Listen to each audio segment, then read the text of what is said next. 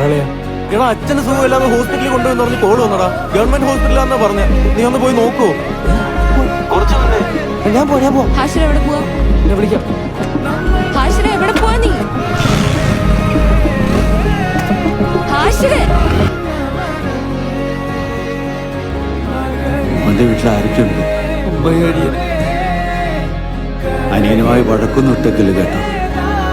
നീ ആശനെ എടുത്ത് പറഞ്ഞിട്ട് തന്നെ ഇറങ്ങി. നീ അപ്പൊ ഇതൊരു മിണ്ടിയില്ല. ഇത് ഉപയോഗിക്കുമ്പോൾ കിട്ടുന്ന ഹെലിയെ കൊണ്ടല്ല നിന്റെ കെട്ടൊമ്പോ തലക്ക് ഞാൻ പിടിക്കോടാ. ഹലോ, അച്ഛൻ എങ്ങനെ ഉണ്ടടാ? കുഴപ്പമൊന്നുമില്ലടാ, ഞാൻ ഇവിടെ ഇല്ലേ, നീ ടെൻഷൻ ആവാതിരി. ഉപദേശിക്കാൻ പറ്റിയ ഒരാള് ആദ്യം നീ നന്നാവും, എന്നിട്ട് ഉപദേശിക്കാൻ പാടാ. നീ കയറി കണ്ടോ അച്ഛനെ? അച്ഛനെ കണ്ട് അച്ഛനോട്ട് ഞാൻ സംസാരിക്കുകയും ചെയ്തു. ഒരു കുഴപ്പമില്ല. എന്തോട്ടാ ചുപ്പാ? അത് ഞാൻ ആ പറമ്പിലൊന്ന് തെന്നി വേണതാ. എന്നിട്ട് ഹോസ്പിറ്റലിൽ പോയില്ലേ? അതൊന്നും വേണ്ട, ചെറിയൊരു ചതവേ ഉള്ളൂ. കുഴപ്പം ഹോസ്പിറ്റലിൽ പോവാ. വേണ്ട മോനെ. എന്തിയാ സാർ? പോലീസുകാര് വീട്ടിൽ കയറി പൊക്കുന്ന അവസ്ഥ വരെ എത്തിച്ചെന്റെ കാര്യം. ഇനി ജയിലിൽ കിടക്കുന്ന കാണാം. നീ അല്ലടാ പറഞ്ഞ എന്റെ അച്ഛനൊരു കുഴപ്പമില്ലാത്ത.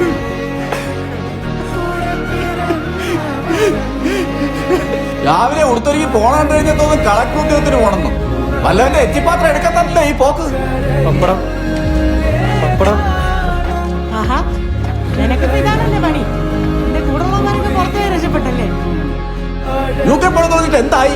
കൂടെയുള്ളവന്മാരെല്ലാം സ്വന്തം കാര്യം നോക്കി പോയില്ലേ?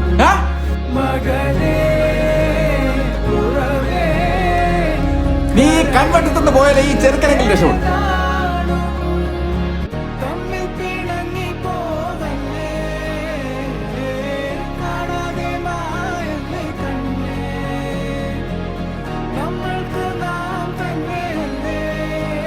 അല്ല, എന്റെ ആയിരുന്നു. എനിക്ക് പ്രശ്നം വരാതിരിക്കാൻ ഇക്കയറി ഏറ്റതാണത്.